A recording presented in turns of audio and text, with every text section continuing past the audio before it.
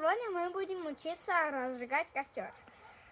Скомкиваем 2 бумаги, вот так вот, нужно немножечко, и ложим ее в мангал. Теперь кладем мелкие дрова и кладем их наверх.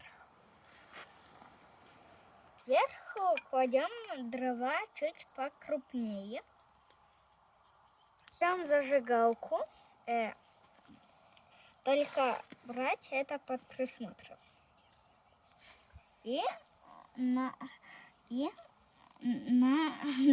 Поджигаем бумагу. Нажигаем бумагу.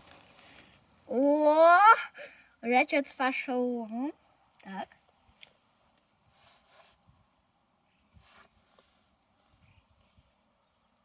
Если у вас после этого костра будет вода, вылейте ее. Здесь есть такие отверстия.